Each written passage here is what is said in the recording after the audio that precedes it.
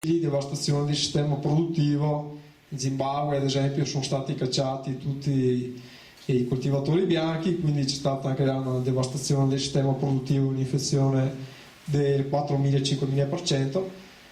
Ma in un sistema produttivo come il nostro, dove abbiamo le aziende che chiudono perché non c'è domanda, porca vacca, non bisogna preoccuparsi di ridurre l'offerta di moneta. L'offerta di moneta è quella che ci può salvare adesso, non è quello che ci può affossare.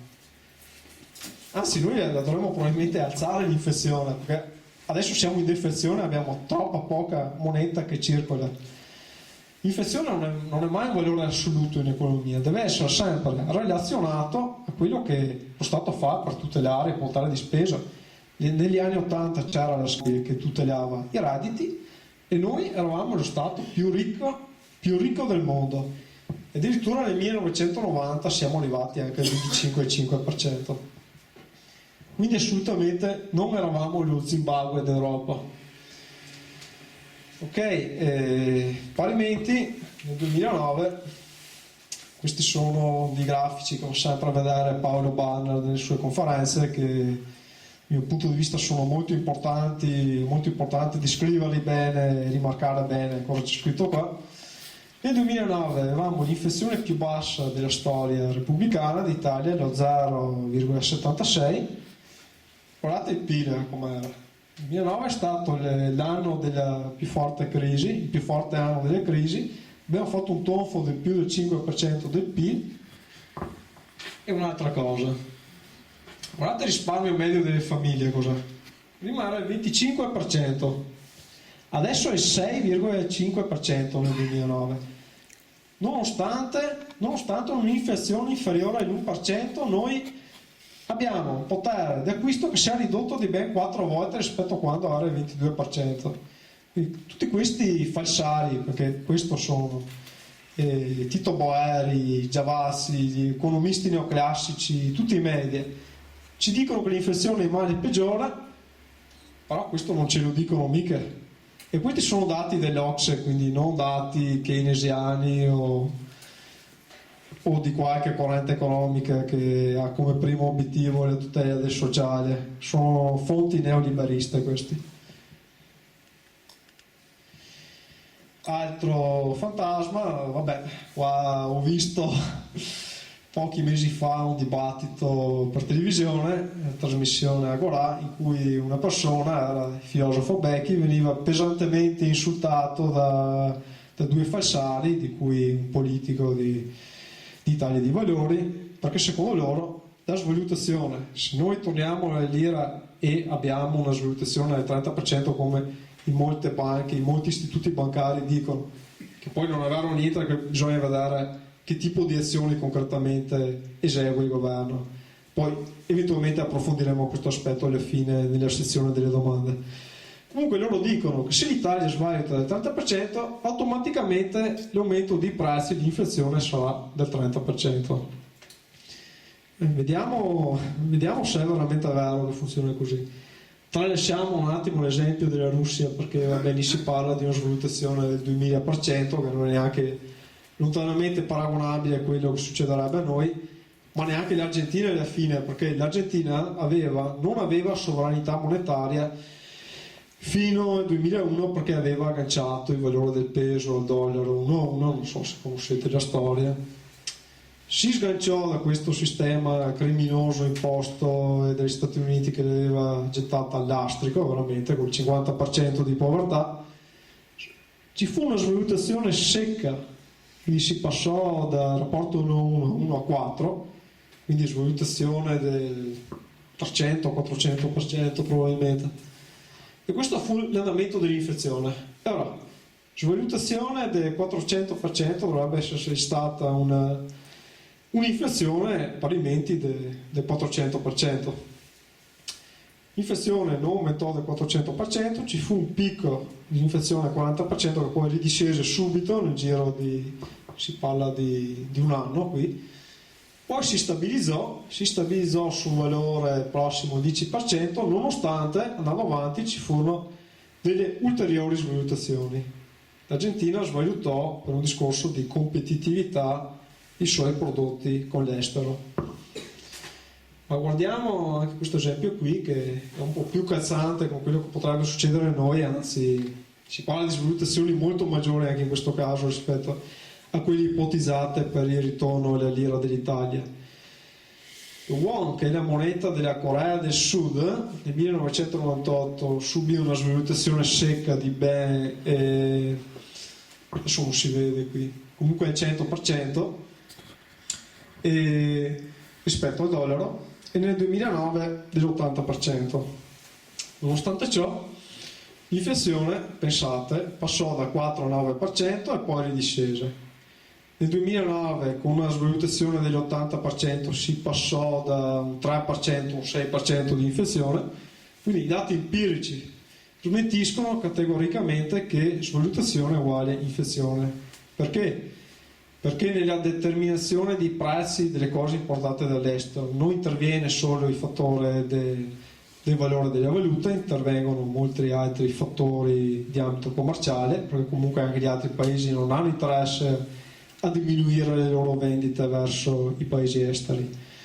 E poi perché la svalutazione vale solo per certe valute, non per tutte quante, e comunque favorisce le esportazioni, quindi quelle sono valute forti che entrano praticamente. Ok, è meglio una valuta debole o forte?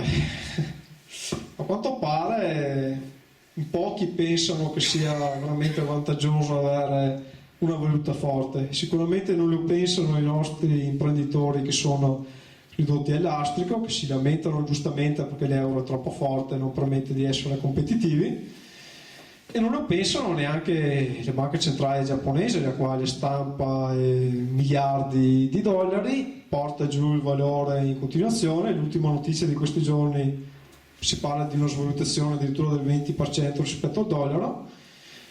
Continuano a farlo e sembra che a loro non importi di avere la valuta che si deprezza rispetto alle altre. La Banca Centrale della Svizzera addirittura si conferma disposta all'acquisto illimitato sul mercato delle valute, che è il Forex, e a tutt'oggi il franco vale ancora di più rispetto all'euro, è ancora in rapporto di valore maggiore rispetto alla valuta che attualmente abbiamo. Non la pensano così addirittura neanche Stati Uniti e Gran Bretagna, non la pensa così neanche il Giappone, il cui ministro delle finanze Mantega parla esplicitamente di guerra delle valute. Dice: non permetteremo alle svalutazioni in corso in tutti gli altri paesi più forti economicamente, non permetteremo che distruggano la competitività delle nostre aziende e quindi svaluteremo anche noi. Quindi la svalutazione assolutamente non è un mostro, non è una rovina, anzi dirò di più. Si parla della svalutazione del 30% uscendo dall'euro, cosa che è già successa.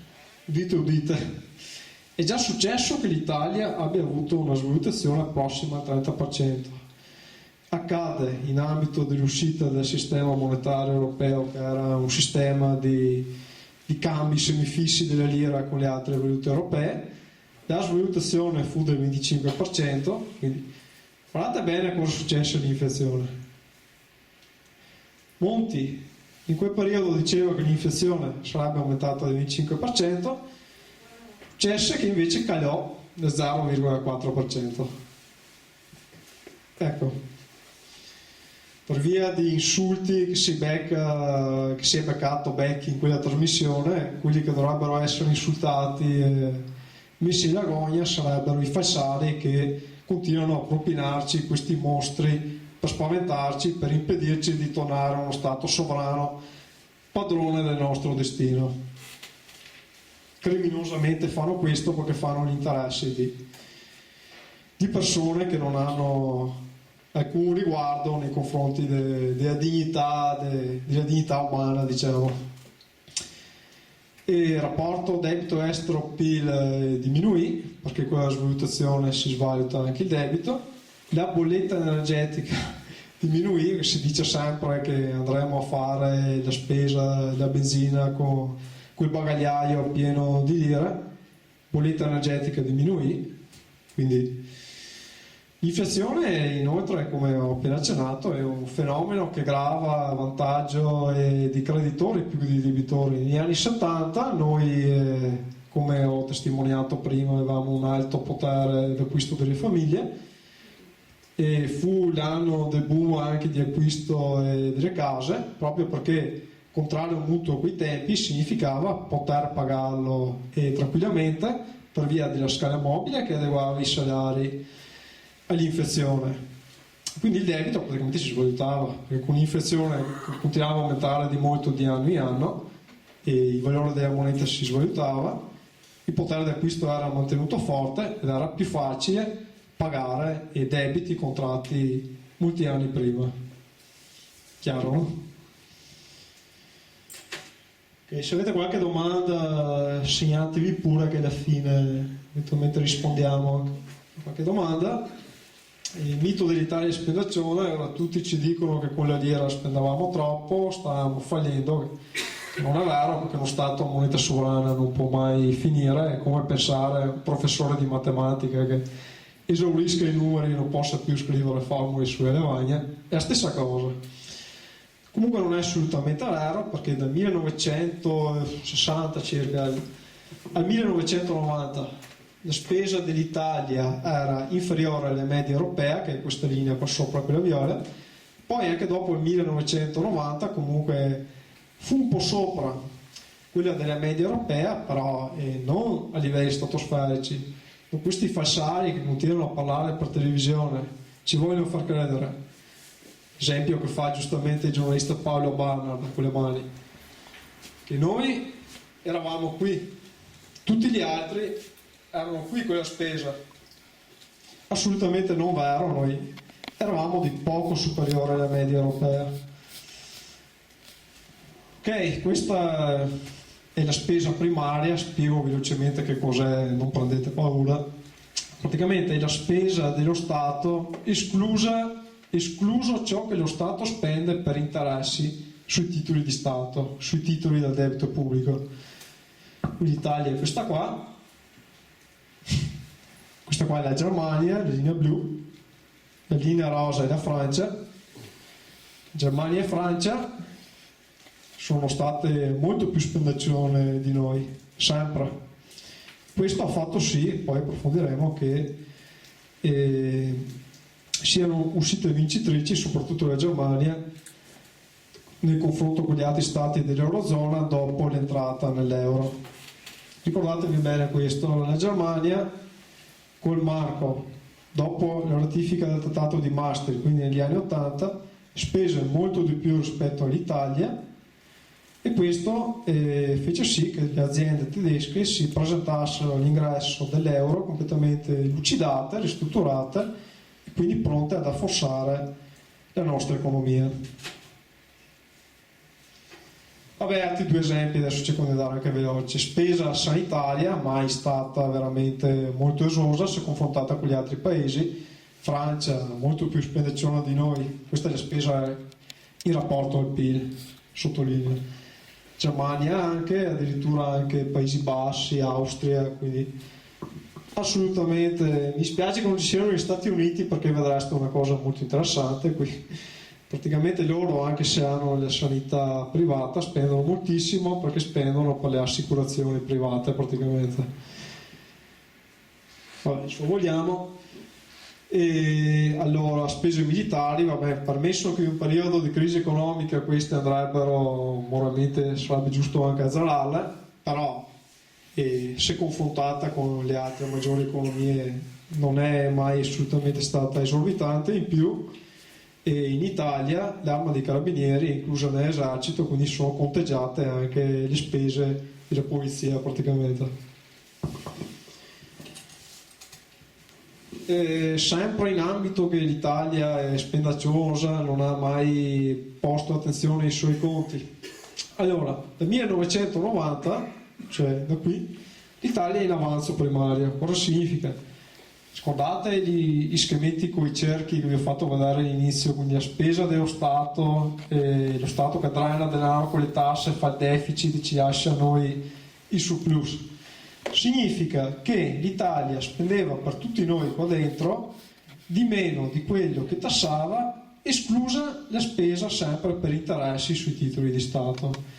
Escluso questo aspetto, infatti, anche se l'Italia era in avanzo primario, che per noi era la nostra disgrazia, non il nostro vantaggio, il debito assolutamente non diminuì di molto, anzi aumentò, e poi aumentò di molto dopo il 2008, quando partì la crisi economica. Questo significa che l'Italia spesa a deficit, però spesa a deficit unicamente per gli interessi, quindi per i finanzieri. Perché con l'ingresso nell'euro deve succedere questo. Lo Stato può spendere a deficit praticamente per i finanzieri, perché deve restituire a loro il denaro che gli è stato prestato più gli interessi. Ok, qua si vede più o meno la stessa cosa. Allora, la linea blu è la spesa totale dello Stato, la linea tratteggiata blu è la spesa primaria, quindi esclusa la spesa per interessi sui titoli di debito pubblico. La linea rossa sono le tasse, quindi quando l'Italia andava bene, aveva il PIL più 3, più 4% negli anni 70, negli anni 80, le tasse erano sempre a un livello inferiore rispetto alla spesa dello Stato. Quindi a noi ci rimaneva ricchezza che potevamo usare per comprare, per far sì che le aziende potessero produrre. Dopo il 1990 le tasse sorpassarono la spesa primaria, cioè per noi, per l'economia reale, e di lì in poi è iniziata la diminuzione della nostra crescita. Quindi già con la lira sono iniziate ad andare male le cose, specificatamente della sottoscrizione del trattato di Maastricht, che imponeva proprio questa cosa qua, cioè tasse maggiori della spesa. Ok, Italia sprecona, sempre rimanendo in ambito del fare il somito dell'Italia sprecona, spese per la politica in Italia sommate non arrivano nemmeno a 6 miliardi di euro. C'è da dire che è vero che comunque la spesa per i costi della politica in Italia è molto elevata, però questo è l'aspetto morale, diciamo. A livello delle realtà macroeconomiche di bilanci dello Stato, veramente se noi riusciamo ad abbassare delle spese qua dentro, raccogliamo veramente, esatto, le briciole del caffè. Possiamo influire con 0,002%, non di più. Guardate qua i costi del più Europa, che continuano a propinarci come la soluzione di tutti i nostri mali. Questi sono i costi del meccanismo europeo di stabilità, quindi sono tutti i soldi che vanno fuori dall'Italia e che finiscono in questo cosiddetto meccanismo salva stati, che poi gli stati non li salva affatto, li affossa, perché sono tutti aiuti che vengono concessi a particolari condizioni. Fiscal Compact sono 50 miliardi che continueranno a sparire ogni anno dalle nostre tasche, trattato che tutti gli stati dell'Eurozona hanno ratificato e che impone una riduzione del debito pubblico sul PIL sotto il 60%. Noi adesso siamo al 126%. Bene, ridurre questo rapporto sotto il 60% significa che nell'arco di 20 anni dovrà sparire qualcosa come almeno 1.000 miliardi di euro. Anzi di più, perché senz'altro il PIL diminuirà ancora di più, continuando a impoverire sempre di più le persone, quindi il rapporto si alzerà, perché debito fratto PIL, se PIL cala il rapporto aumenta, quindi potrebbero tranquillamente diventare anche 1.300-1.500. Quindi Zimbabwe. Non il Zimbabwe dell'infezione, un altro Zimbabwe, cioè quello dell'Eurozona. Italietta dell'Iretta era un paese non competitivo, arretrato, e l'ingresso nell'euro ci ha portato nella modernità, ci ha promosso tra i primi d'Europa, tra gli evoluti. Bene, vediamo qua cosa è successo.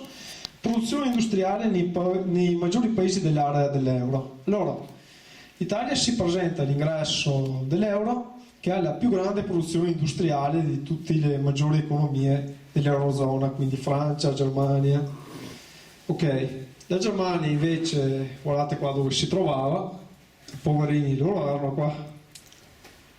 Capite il grande inganno qual è stato? È proprio per questo che negli anni 90 il ministro Helmut Kohl veniva l'Andreatta a dirci noi spendete meno, non spendete per le industrie, quando prima abbiamo visto che loro, porca miseria, spendevano moltissimo, e Andreatta, quel farabutto che ha tradito gli interessi della nostra nazione, ci ha svenduto nelle mani dei criminali. E questo è quello che è successo poi. La Germania ha finanziato moltissimo le sue imprese, ha abbassato il costo del lavoro moltissimo con le riforme ARCE sul lavoro, quindi è diventata sempre più competitiva, e questo è quello che è successo. La Germania è andata qua e l'Italia è finita qui, ossia subito prima della Spagna, comunque al penultimo posto.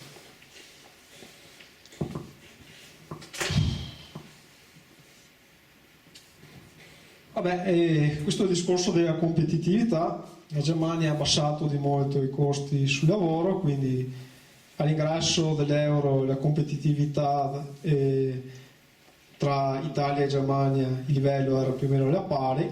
Praticamente in questo caso un valore più basso significa più competitività. La forbice si è divaricata sempre di più andando avanti con gli anni dopo l'ingresso dell'euro, e questo è quello che è successo. Così la Germania è riuscita letteralmente a fottere tutti i paesi del sud Europa. Lo vediamo anche nelle parole dell'economista MMT Jan Kruger nel 1998, quindi in tempi non sospetti lui aveva già capito cosa stava facendo la Germania. E cosa diceva Jan Kruger? Che la Germania, con le sue politiche di contenimento dei salari su base totale, spingerà tutti gli altri paesi dell'Eurozona, una volta che saranno entrati nell'euro, a fare altrettanto, perché non potranno più svalutare la loro moneta per essere più competitivi. Questo determinerà delle pressioni deflazionistiche, quindi questo significa un sempre maggiore impoverimento delle condizioni di vita dei cittadini europei, di tutti gli stati europei, perché materialmente loro tenteranno di sbranarsi fra di loro per cercare l'uno di esportare più dell'altro e fregare più soldi possibili al suo vicino. Quindi altro che Europa della pace, della coesione, della collaborazione sociale. Vabbè, anche questo è un dato drammatico, mi spiace tediarvi con dati drammatici questa sera, però magari forniremo anche alcune prospettive di uscita da questo disastro quando alla fine ci sarà la sezione delle domande. Questa è una serie di grafici che è stata presentata da Stefano Chetton nel convegno che si è tenuto a Rimini a febbraio dell'anno scorso, in cui praticamente si vedono le partite correnti, cioè allora, bilanci export-import di tutte le maggiori economie dell'Eurozona, confrontate dei PIX, cioè confrontati con Germania e Francia, incluso anche il trasferimento di lavoratori, che è un altro parametro che riguarda sempre il trasferimento di denaro tra esterno e interno di un paese. Ok, per semplificare considerate che questo grosso modo è il bilancio export-import di tutti i paesi, i maggiori paesi dell'Eurozona. L'Italia era qua con la lira alla fine degli anni 90. Ossia aveva una bilancia positiva del commercio, quindi riuscivamo a importare, a esportare di più di quello che importavamo. Guardate chi c'era qua in rosso, sotto lo zero, non si vede molto, non so se riuscite a leggere la cosa. Germania, però poverini erano sott'acqua. Ok, adesso vi faccio vedere una rapida successione. Pronti i posti?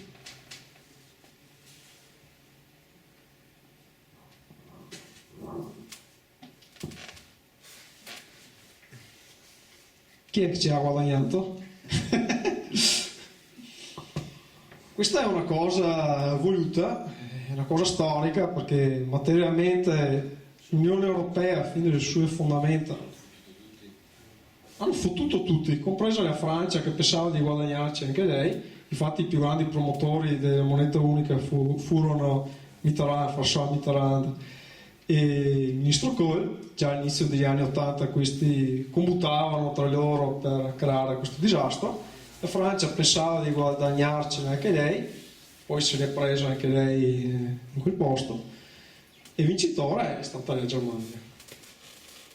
C'è un piano che inizia a cavallo tra la prima e la seconda guerra mondiale, il cosiddetto piano neomercantile, delle grandi aziende franco-tedesche, quindi dell'acciaio, del carbone e gli istituti finanziari, che sono gli altri che ci hanno fortemente guadagnato dalle deflazioni dei paesi del sud Europa.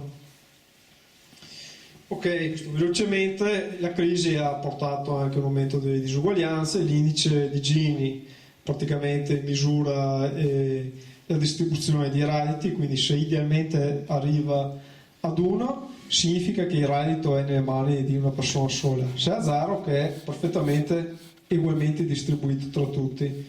Dopo il 2007, cioè dopo la crisi, aumentò, quindi è sempre più tendente verso 1, da 0 a 32 è andato a 0 a 36, questo significa che i redditi sono stati distribuiti sempre meno equamente.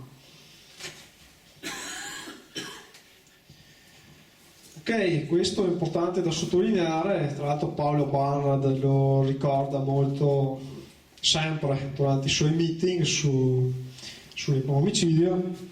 Questo è un articolo della Repubblica Economia e Finanza del 13 gennaio 2012. E cosa dice questo articolo? Allora, questa è una considerazione che fa l'agenzia Standard & Poor's sulla situazione dell'Italia negli anni 90, a metà degli anni 90. L'Italia appariva, a giudizio della stessa agenzia di rating che oggi ha tagliato il suo giudizio, come una delle economie leader dell'Unione Europea, con una crescita media annua superiore al 2%. Standard & Poor's ci apprezzava la nostra inflazione moderata 5,8%, la responsabile condotta della Banca d'Italia, vabbè, tralasciamo, nonostante il persistente elevato livello di disavanzo pubblico 9% rispetto al PIL, il gravoso e crescente debito 124% e il forte risparmio 15% del PIL che oggi è crollato. Cosa è successo rispetto a quegli anni? Allora, negli anni 90 le stesse agenzie che oggi ci declassano ci consideravano come una delle economie leader dell'Unione Europea.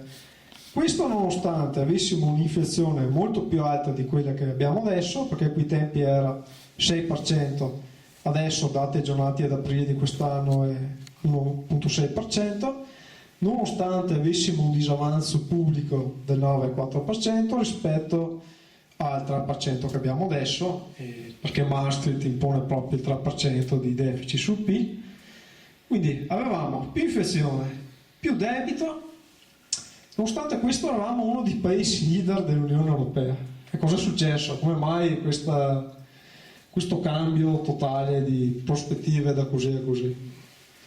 È successo che avevamo le lire e quindi con le lire potevamo permetterci di spendere a deficit fin tanto che volevamo. E questo per noi non era affatto una disgrazia, come abbiamo più volte ribadito, anzi era la nostra ricchezza.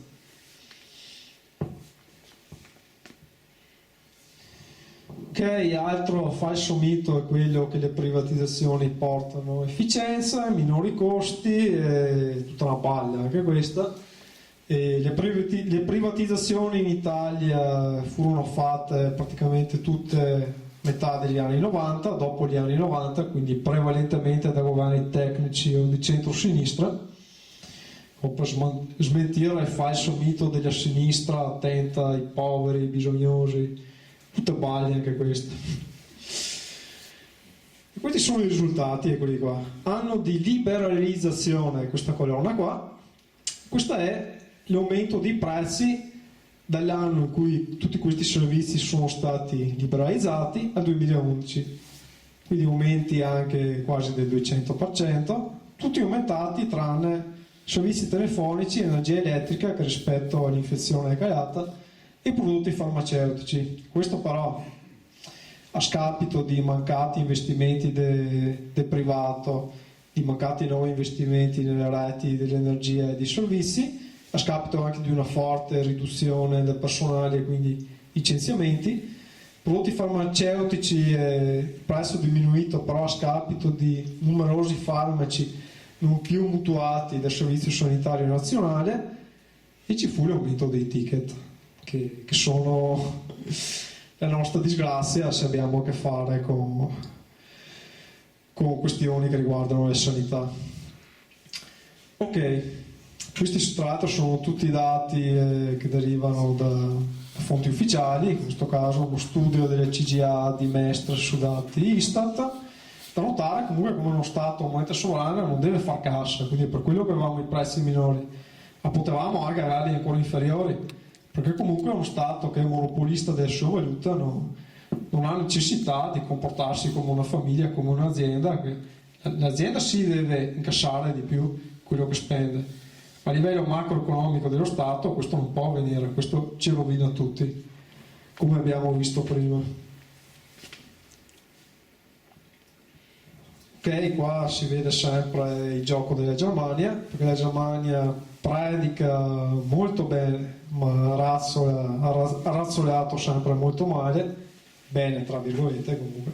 Queste sono le privatizzazioni e si vede bene come lungo tutto l'arco degli anni 90 e degli anni 2000 la Germania ha chiesto agli altri, quindi ad Andreatta nel nostro caso, di privatizzare, di tagliare i costi. Infatti le privatizzazioni dell'Italia sono queste qua, sono state molto alte, questa linea qua tratteggiata grigia. Le privatizzazioni di tutti gli altri stati europei, in particolare i PIG, sono state molto alte e la Germania ha venduto però poco i suoi gioielli di famiglia. Tutti gli altri li hanno venduti molto di più alla Germania. Il Fondo Monetario Internazionale, quindi non sono dati nostri questi qua, anzi sono dati dei nostri detrattori, dei nostri nemici. Ok, questo è visibile anche qui dall'articolo del Sole 24 Ore del 6 giugno dell'anno scorso, che dice quello che ho detto fino adesso, ossia che la Germania ha guadagnato enormemente da questa crisi e dall'euro. Ha un rendimento sui Bund, cioè sui suoi titoli di debito decennali, che è solamente l'1,34. Noi siamo arrivati anche a 6, a 7. E negli ultimi mesi, rispetto a quando è stato scritto l'articolo, è aumentato in maniera esponenziale la svendita del patrimonio pubblico delle aziende degli altri paesi di PIGS alla Germania. Aumentato il shopping, scritto qua, della Germania, di imprese italiane ed europee a prezzi scontati, quindi non ce lo siamo inventati noi, conferma anche i Sole 24 Ore. La Germania è quello stesso paese che nel 1997, cioè prima dell'entrata nell'euro, pagava sui suoi titoli di debito un interesse non molto lontano dal nostro, oggi sta guadagnando fortemente da questa situazione però. La bilancia di pagamenti, come abbiamo visto prima dell'ingresso dell'euro la Germania era in rosso con il bilancio estero, però dal 2001 al 2012 è balzata in positivo, pensate, 1.791 miliardi, quindi quasi l'intero debito pubblico italiano. E l'Italia, che prima era in attivo di 53 miliardi, è andata in rosso di meno 388. Tutti i soldi dati alla Germania, insieme agli altri paesi PIGS. Ok, a questo punto arriviamo alla parte più storica, diciamo, che noi dobbiamo capire veramente cosa c'è veramente dietro a questa Unione Europea che si è posta non come qualcosa di costruttivo, di collaborativo tra i popoli, ma come unicamente distruzione di sovranità, di diritti di popoli, di democrazia. Per di più cedute ai poteri forti che oggi governano il mondo, quindi alle elite finanziarie e neomercantili. L'ideologia su cui si basa la fondazione dell'Unione Europea e la tecnocrazia. Il primo fondatore dell'Unione Europea, Jean Monnet, era un tecnocrata, un banchiere, quale insieme anche a Robert Schuman, tra l'altro entrambi molto cattolici, integralisti cattolici, erano fortemente antidemocratici, consideravano le persone, il popolo, come una massa di ignoranti che doveva essere messa da parte e doveva essere realizzato una sorta di dispotismo illuminato, e questo è il cosiddetto metodo Monnet, ossia procedere per passi irrevocabili senza coinvolgere la popolazione. Infatti nessuno di noi è stato mai informato su queste cose, non le conosce, e nessuno di noi è stato mai chiamato a votare su tutto ciò che è successo da allora. Tecnocrati, ok, chi sono i tecnocrati? I primi tecnocrati sono quelli che ho detto, in più c'è da aggiungere François Perroux, che nel 1943 fu l'inventore, diciamo il primo che propose la moneta euro, non col nome euro, però fu il primo che propose il concetto di una moneta che concretamente non appartenesse a nessuno Stato. E questo è quello che poi è successo. Questa idea è stata poi ripresa da Mitterrand, da Kohl, e da lì si è arrivato al Trattato di Maastricht e all'Unione Monetaria Europea.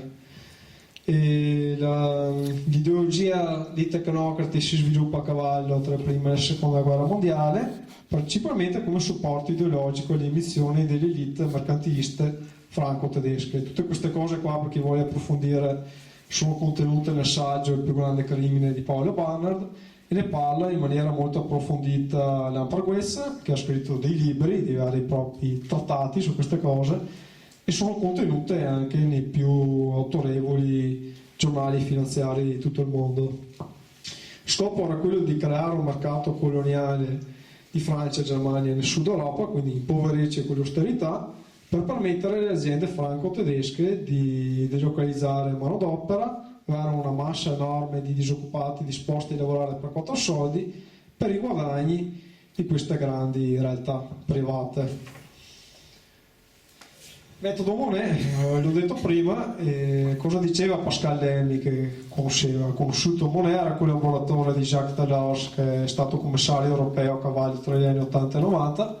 Diceva che il metodo Monet era proprio questo: il popolo non è pronto a sostenere l'integrazione, poi per integrazione bisogna anche vedere esattamente cosa si intende, pertanto è necessario andare avanti senza parlare troppo di quanto si sta facendo. Questo è quello che è successo matematicamente quasi sempre, tranne in 2 eccezioni che fra un po' vedremo, da quando furono stilati i primi trattati sull'Unione Europea.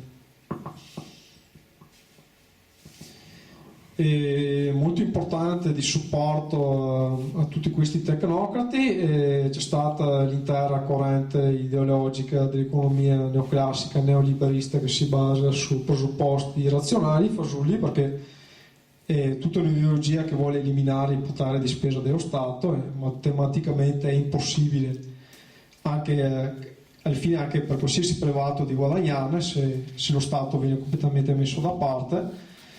E una scuola che propugnava molto fortemente questa idea, la scuola austriaca, quindi questi sono proprio quegli economisti neoliberisti di estrema destra. Il fondatore di questa scuola è Karl Menger. I concetti di questa scuola di pensiero era che lo Stato e la democrazia sono i mali, vanno messi da parte perché disperdono la ricchezza, l'economia deve essere gestita da figure razionali, e il popolo, noi siamo ignoranti, noi dobbiamo essere messi da parte perché non capiamo nulla e non abbiamo alcun diritto. Questo sostanzialmente è la realtà.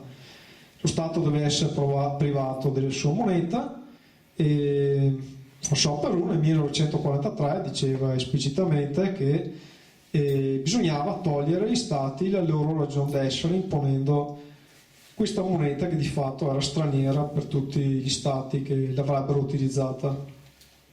François Perroux, che tra l'altro era un consulente di tutte queste grandi realtà economiche franco-tedesche, scriveva rapporti che erano regolarmente letti dal generale Pétain, quindi era un filo fascista, un filo nazista, come giustamente dice Paolo Barnard.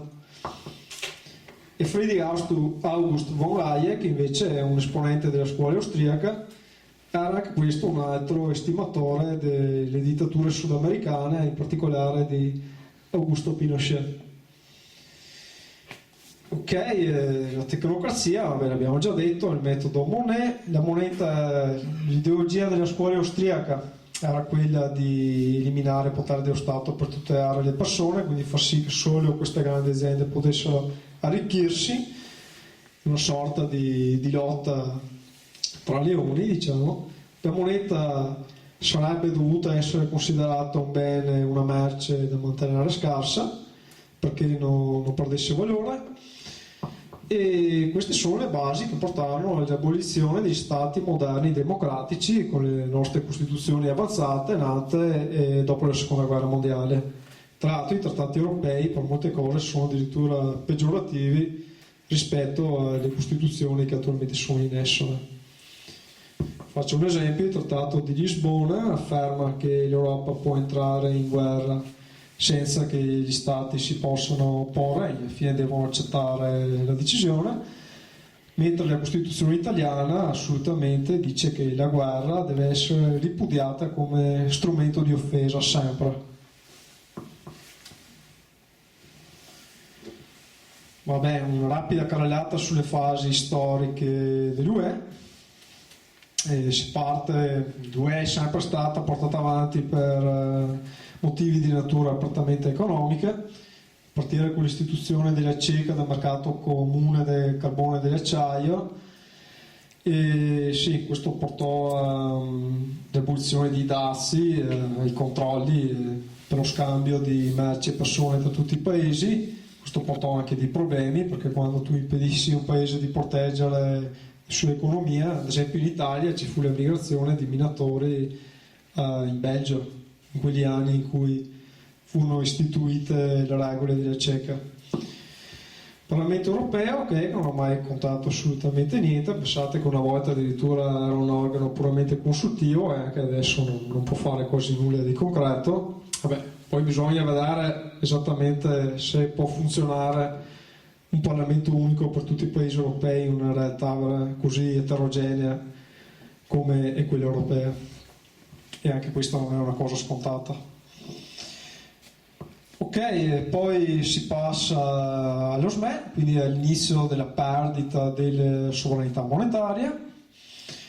Lo SME era quel meccanismo in base a cui gli stati potevano emettere moneta solo con determinati limiti fissati. Per l'Italia c'era una fluttuazione del 6% attorno a un valore prefissato, stabilito con paniere che includeva tutte le monete europee.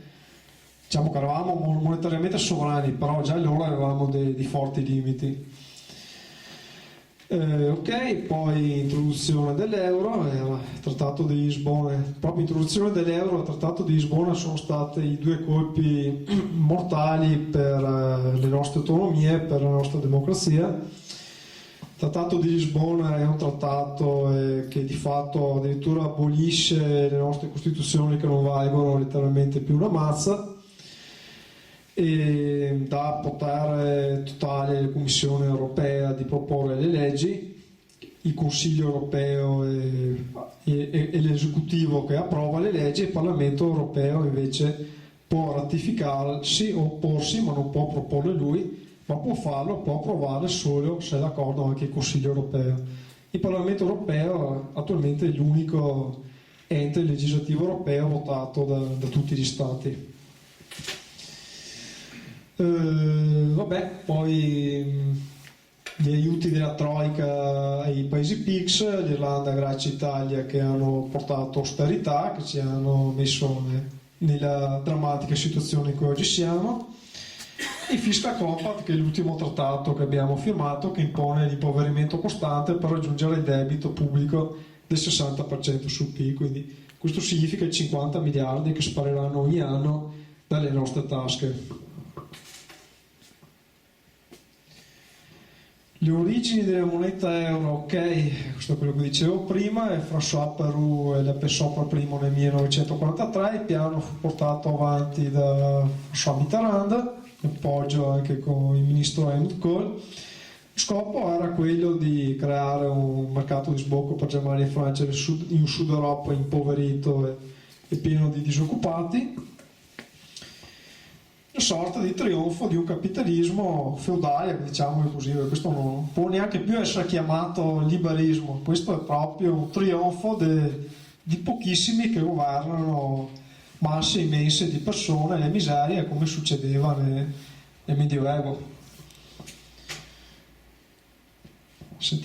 Vediamo anche un video a questo punto, direi, di Lamparghezza, che lui ha 100 anni, è un economista che ha conosciuto direttamente queste persone qui, sa di cosa sta parlando, ha conosciuto, per dire, anche Friedrich August von Hayek, e quindi direi che è una persona assolutamente autorevole, e adesso sentiamo cosa dice di cosa veramente consiste in questo piano e di cosa veramente passa per la testa di queste persone qua.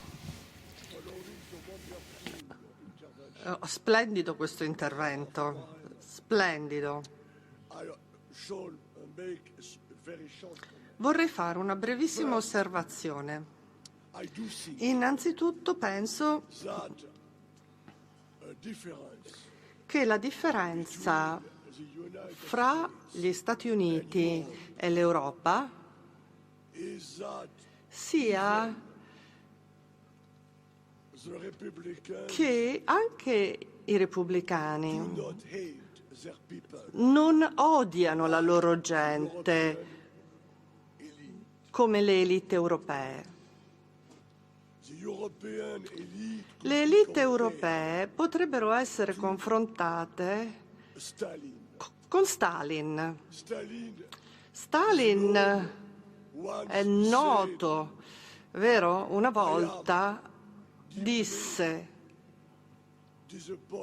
sono molto deluso dai russi, devo creare una nuova popolazione, un nuovo popolo. Ed è esattamente quello che vorrebbero fare le elite europee. Vogliono liberarsi delle popolazioni esistenti e creare un nuovo popolo.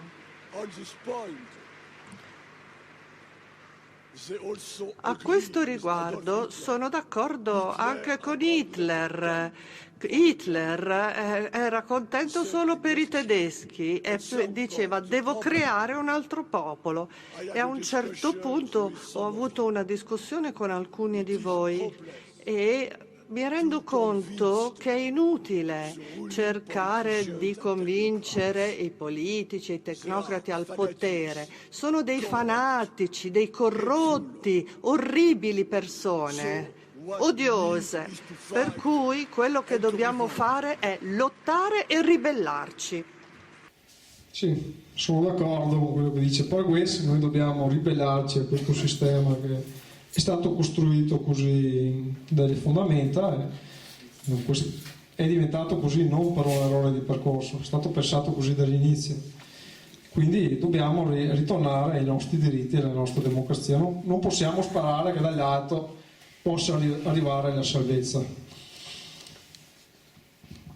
Non è mai successo, le dittature non si sono mai autocorrette nel corso della storia. Come fu scelto il parametro del 3% sul PIL? Il parametro di Maastricht, quello che oggi regola tutte le nostre vite, impedisce allo Stato di spendere molto a deficit, quindi di darci molta ricchezza per uscire dai momenti di particolare crisi. Questo fu stabilito in questo modo qua, dal signor Guy Abey, ex funzionario del Ministero del Tesoro del governo Mitterrand, quale l'ha detto esplicitamente: abbiamo stabilito le cifre in meno di un'ora, è nata su un tavolo senza alcuna riflessione teorica. Mitterrand aveva bisogno di una regola facile da opporre ai ministri che si presentavano nel suo ufficio a chiedere denaro. Avevamo bisogno di qualcosa di semplice. 3% è un buon numero, un numero storico che fa pensare alla Trinità. Oggi tutte le nostre disgrazie, tutte le milioni di vite stroncate, di sofferenze, tutte queste disgrazie che quotidianamente sentiamo per i telegiornali dipendono in larga percentuale da questo colloquio qua, da quello che disse questo signore all'inizio degli anni '80. Questo fu un parametro che poi fu preso da Jacques Delors 10 anni dopo, quindi all'inizio degli anni '90, con il trattato di Maastricht. Jacques Delors è stato uno dei massimi ispiratori di questo trattato e praticamente lo fece lui. Ok, quello che abbiamo detto, nessun Stato può creare l'euro. Oggi noi, Italia, Germania, Spagna, tutti quanti, tutti i nostri ministeri del Tesoro e banche centrali non possono creare l'euro, non ci è consentito. E di fatto utilizziamo una valuta straniera che possiamo solo prendere in prestito, è una sorta di gold standard questo. Significa che gold standard praticamente era una regola vigente fino al 1971 in base alle quali il denaro poteva essere creato solo se nelle casse dello Stato c'era un uguale ammontare di riserve auree. In verità funzionava un po' più complessamente di così, adesso ma non c'è molto tempo per approfondire. Comunque successe che nel 1971 il presidente Nixon sganciò il dollaro dall'oro, di conseguenza tutti gli altri paesi si sganciarono da questa regola e ci fu l'entrata in auge della cosiddetta moneta fiat, ossia una moneta che lo Stato avrebbe potuto spendere infinitamente per la propria popolazione, uno Stato democratico che faccia gli interessi del suo popolo, di un suo popolo ben specifico che lega i suoi rappresentanti. Questo che non è andato bene all'elite, proprio negli anni 70 che è iniziata la rivalsa del pensiero economico neoclassico, neoliberista. Ci furono dei documenti che furono scritti, che diventarono pietre miliari per tutto ciò che successe dopo, scritti uno della Commissione trilaterale nel 1975 e un memorandum di un avvocato americano, Louis Powell. Proprio loro dicevano esplicitamente che il popolo deve essere messo da parte, tutti i media, tutte le università devono essere colonizzate con questo pensiero, e se voi andate in qualsiasi facoltà di economia sfido io a sentire un discorso completamente da parte delle politiche keynesiane, per non parlare delle MMT. Questa frase qua fu proferita da Jacques Attali a Lamparghese, signore che abbiamo visto prima nel video, in occasione di un colloquio che si tenne nello staff di Mitterrand. Praticamente anche Lamparghese era stato convocato nello staff di Mitterrand per discutere su cosa avrebbe comportato questa adozione della moneta unica, eventualmente come vedere come farla funzionare nel migliore dei modi, però quando Lamparghese si rese conto veramente di ciò che stavano facendo questi signori, disse: ma voi siete pazzi, così facendo distruggerete il potere di spesa di tutti gli stati, distruggerete praticamente tutta l'Europa, perché nessun Stato potrà emettere l'euro. E questo fu ciò che rispose Jacques Attali ad Lamparghese. Non c'è bisogno che lo lega, penso, no? E questo è quello che passa nella testa dei tecnocrati. Ma cosa credevano gli plebei europei? Che l'euro fosse stato fatto per la loro felicità? Questo fu quello che disse Jacques Attali. No, l'euro non fu fatto per la nostra felicità, fu fatto per la nostra disgrazia, non per la nostra felicità. Per la loro. Disattivazione della democrazia. Abbiamo già detto molte volte, la democrazia non è particolarmente gradita a questi signori. Il documento The Crisis of Democracy, ispirato nel 1975 della Commissione trilaterale, quella di Monti. Monti era presidente europeo delle Commissioni trilaterali, un gruppo di poteri forti finanziari, e era presidente europeo prima di diventare presidente del Consiglio del nostro Stato. Nel 1975 scrissero un documento in cui si sancì proprio questo principio qua, che uno Stato per poter bene funzionare ha bisogno di mettere da parte, buona parte della sua popolazione, che deve essere esclusa dai processi decisionali. E questo fu quello che accade con tutto il processo di ratifica dei trattati europei che si susseguirono nel corso di vari decenni. Ecco qua, questi sono i risultati. Nel 1979 elezioni al Parlamento europeo 62%, nel 2009 43%, quindi diminuito del 20%. È solo un esempio questo, non è neanche il più drammatico, perché il Parlamento europeo non ha mai contato nulla. Le resistenze, quelle rare volte in cui non si applicò il metodo Monnet, quindi di proseguire senza coinvolgere le persone, il metodo Monnet fallì perché i popoli si opposero a questo progetto.